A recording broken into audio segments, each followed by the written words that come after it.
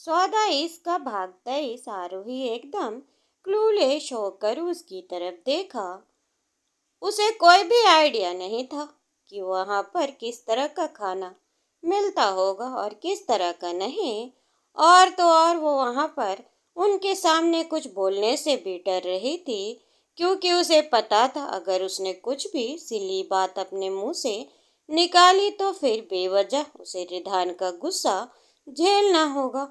इसीलिए वो चुप थी। रिधान वहां सामने टेबल पर रखा हुआ मेन्यू कार्ड उठाया और मेन्यू कार्ड पर एक सरसरी नजर डालते हुए उस वेटर से बोला, एक काम करो, लजानिया रिसोटो और यहाँ की जो भी सबसे पॉपुलर और बेस्ट इंडियन डिश हो वो ले आओ, और स्नैक्स में सिजलर।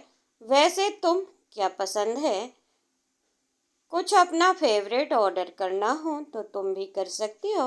नहीं ठीक है, जो कुछ भी तुमने ऑर्डर किया है मैं उसी में से खा लूंगी। मेरा ऐसा कुछ भी फेवरेट नहीं है। आरोही ने साफ झूठ बोला और उसकी तरफ देखकर जबरदस्ती मुस्कुराई।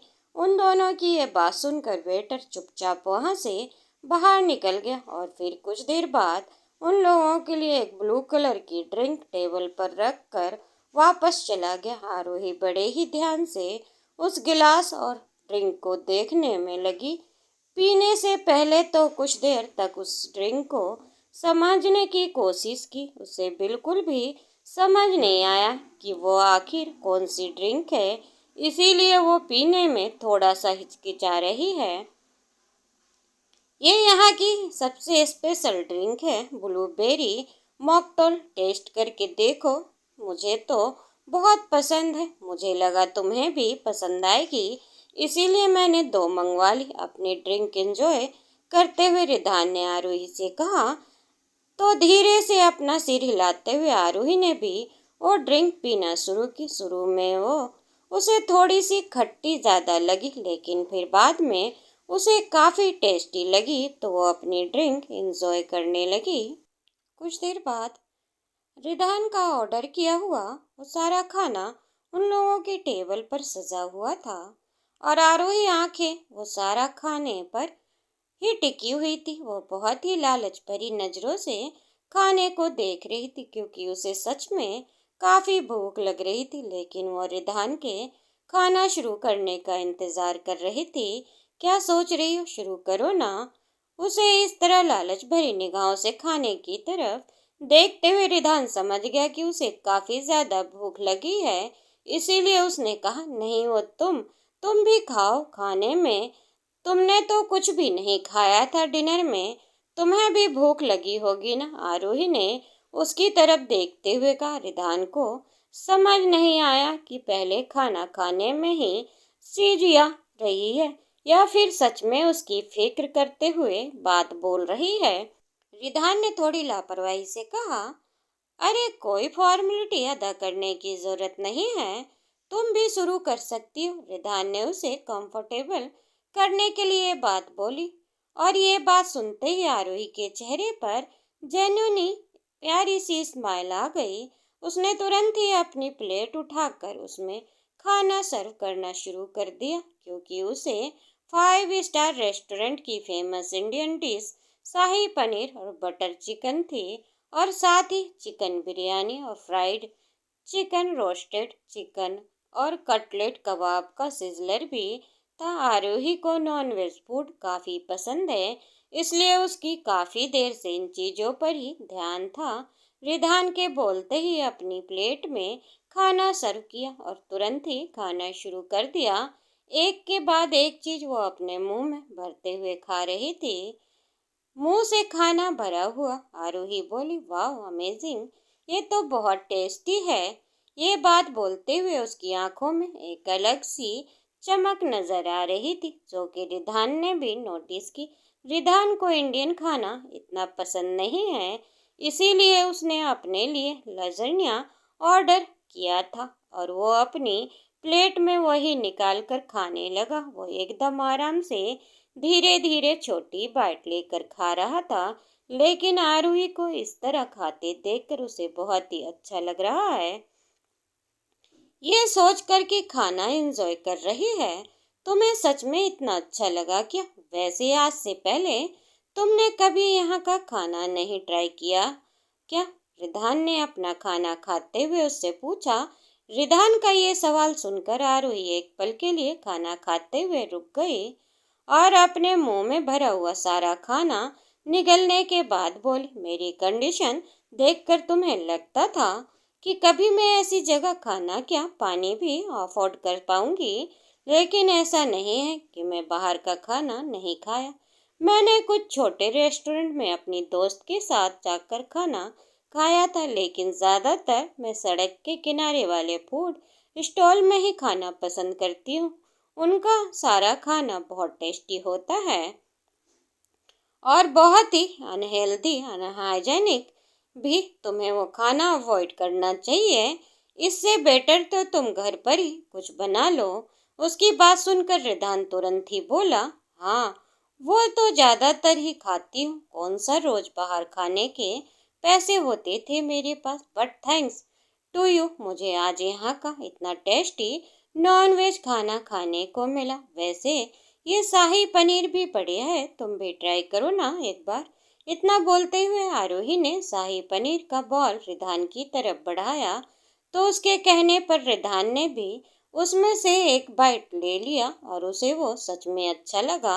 हाँ, यहाँ का खाना टेस्टी होता है, इसीलिए अक्सर मैं क्लाइंट मीटिंग के साथ ही लंच और डिनर के लिए इस जगह पर ही आरोही प्रेफर करता हूँ। रिधान ने एकदम सीरियस होकर कहा, लेकिन आरोही ने उसकी बात पर इतना ध्यान नहीं दिया। वो अभी भी खुश होकर खाना खाने में लगी है और वो लगभग सारा खाना खत्म कर देना चाहती है। उसका साथ देते हुए रिधान भी अब इंडियन खाना ही खाने लगा और अपनी मंगवाई हुई डिशेज को साइड कर दिया, क्योंकि वो खाना सच में काफ़ी टेस्टी है। जिस तरह से आरोही एंजॉय कर रही थी, उसका भी मन कर रहा था खाने का, इसीलिए उसने खुद को नहीं रोका, क्योंकि फिलहाल उसे जज करने वाला वहाँ पर और कोई भी नहीं है। डिनर करने के बाद आरोही काफ़ी खुश लग रही है। उसे खुश देखकर रिधान को भी पता नहीं क्यों, लेकिन बहुत अच्छा लग रहा है और वो उसकी तरफ देखते हुए ही चल रहा है। वो दोनों एक साथ चलते हुए उस रेस्टोरेंट से बाहर निकल कर आए। रिधान अपने ड्राइवर को इन्फॉर्म कर दिया था और जब तक वो दोनों गेट तक पहुंचे, उनकी कार पहले ही एकदम गेट पर खड़ी थी। वो दोनों कार के अंदर बैठ गए और रिधान ने ड्राइवर से उसके अपार्टमेंट चलने को कहा, क्योंकि वहां से पास में था। आरोही समझ नहीं आया कि रिधान अपना घर छोड़कर उस अपार्टमेंट में लेकर क्यों जा रहा है, लेकिन फिर भी वो कुछ नहीं बोली और चुपचाप ही बैठ ही रहे। कुछ देर बाद वो दोनों रिधान के अपार्टमेंट आ गए। आरोही वहां अंदर आते ही तुरंत चेंज करने के लिए चली गई। रिधान भी वहां पर बेडरूम में आया। आरोही वॉशरूम से बाहर आने का वेट करने लगा। उसे भी शावर लेना था और रात में शावर लिए बिना उसे नींद नहीं आती। आरोही को आज रिधान के उसे दिन की बात याद आई थी, जब उसने उससे अपने कुछ कपड़े और बाकी के सामान वहां पर ही छोड़ने के लिए कहा था। आज वो कपड़े ही चेंज करने के लिए आरोही के काम आए। आरोही चेंज करके निकली तो फिर रिधान शावर लेने के लिए गया, लेकिन वो अपने कपड़े ले जाना भूल गया और उसने वॉशरूम में देखा तो सिर्फ टॉवल थी। रिधान को पता था कमरे में आरोही होगी, इसलिए उसने वो टॉवल उठाकर अपनी कमर पर लपेट ली। उसी तरह टॉवल में वॉशरूम से बाहर निकल आया। आरोही अपने नाइट शर्ट से वहां बेड पर लेटी हुई थी। वो काफी कंफर्टेबल लग रही थी, लेकिन जैसे ही उसने रिधान को टॉवल में ही वॉशरूम से बाहर आते देखा था, थोड़ा सा सीधे होकर बैठ गई। उसकी नजरें रिधान के वेलवेट मसल वाली टोन्ड बॉडी पर ही टिकी हुई थी। साथ ही उसने सावर लिया था। उसके बाल भी बिखरे हुए माथे पर थे, जिनकी पानी टपक रहा था और बहुत ही हॉट लग रहा था। आरोही उसके इस तरह सिर्फ टॉवल में बाहर निकल आने की उम्मीद नहीं थी, इसलिए उसकी तरफ देखते हुए आरोही ने अपने सूखते हुए गले को थूक निगलकर गीला किया और उसकी नजरें रिधान की एक्सपोज चेस्ट और वेस्ट पर ही टिकी हुई है। वो चाहकर भी उस पर से अपनी नजरें नहीं हटा पा रही और उसका दिल काफी तेजी से धड़क रहा है। ओ माय गॉड, पता नहीं क्यों करता है ये हमेशा ऐसा, कैसे पता नहीं था मैं यहाँ पर रूम में हूँ, फिर भी ऐसे टॉवल में बाहर निकल आया। ओ गॉड, क्या करूँ मैं अब, कितना हॉट लग रहा है, नजरें भी नहीं हट रही इस पर से। इस तरह बेशर्मी से एक रिधान को ऊपर से नीचे तक देखते हुए आरोही ने अपने मन में कहा। रिधान को भी उसकी नजरें खुद पर महसूस हो रही थी, इसलिए जैसे ही उसने आरोही की तरफ देखा उन कंफर्टेबल नाइट शॉर्ट्स में उसे भी वो बहुत अट्रैक्टिव और हॉट लगी। रिधान भी खुद को रोक नहीं पाया और शायद वो खुद को रोकना चाहता भी नहीं था, इसीलिए उसके कदम आरोही के तरफ ही बढ़ गए। रात का वक्त था और कमरे में लैंप शेड के अलावा और कोई लाइट नहीं जल रही थी। आरोही बेड के एक साइड पर लेटी हुई थी और टॉवल में ऐसे ही रिधान को अपनी तरफ आते हुए देख उसकी सांसें तो जैसे गले में ही अटक गई और वो उठकर बैठने लगी। रिधान अब तक उसके नजदीक आ गया था। उसने आरोही का हाथ पकड़कर अपनी चेस्ट पर रखते हुए उसकी आंखों में देखकर बोला, relax baby, I know what you want now. Ridhan अपना चेहरा उसके कान के एकदम नजदीक लाते हुए बोला, तो आरोही ने अपना चेहरा हल्का सा पीछे किया। उसकी आंखें बंद हो गई। रिधान की आवाज इस वक्त उसे बहुत ही सिडिक्टिव लग रही थी। अब तक रिधान का हाथ आरोही की कमर से होते हुए उसके ढीले टॉप के अंदर भी सरकस गया और उसकी पूरी बॉडी को टच करने लगा। आरोही को जैसे ही रिधान का टच अपनी बॉडी पर फील हुआ, उसकी पकड़ भी तुरंत रिधान के कंधे पर एकदम कश्ती हो गई और दूसरा हाथ जो चेस्ट पर रखा था उसके नाखून भी उसकी चेस्ट पर गड़ाने लगी, क्योंकि रिधान अब तक अपने होंठ उसकी गर्दन पर रखते हुए उसे किस करना शुरू कर दिया था। साइड में रखा हुआ नाइट लैम्प की हल्की सी रोशनी उन दोनों के चेहरे पर पड़ रही है, जिससे कि उन दोनों के चेहरे पर वो मदहोशी और एक दूसरे की ख्वाहिशें और एक दूसरे के लिए तड़प एकदम साफ नजर आ रही है। आरोही ने हल्के से अपनी पलकें खोली और उसकी तरफ देखा, लेकिन रिधान ने एक पल के लिए भी कुछ और नहीं सोचा। अपने होंठ उसके होंठों से मिलाने से पहले और अपने होंठ उसके होंठों पर रखते हुए रिधान एकदम से आरोही को किस करने लगा और किस करते हुए रिधान के हाथ साइड में रखे हुए नाइट लैम्प की स्विच पर गए। उसने वो लाइट लैम्प भी ऑफ कर दिया, जिससे कि वहां पर एकदम अंधेरा हो गया और फिर वो आरोही के शरीर से उसके कपड़ों को अलग करने लगा। उसने तो पहले ही टॉवल के अलावा और कुछ नहीं पहना हुआ था, तो आरोही के हाथ भी उसकी पूरी बॉडी को टच कर रहे थे।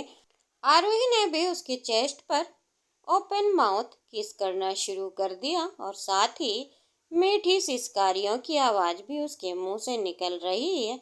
कुछ देर में वो दोनों उस कमरे के बेड पर पूरी तरह से एक दूसरे में उलझे हुए थे और उनकी तेज चलती सांसों की आवाज भी उस कमरे में सुनाई दे रही थी। उस रात फिर से उन दोनों के शरीर पूरी तरह से एक हो गए।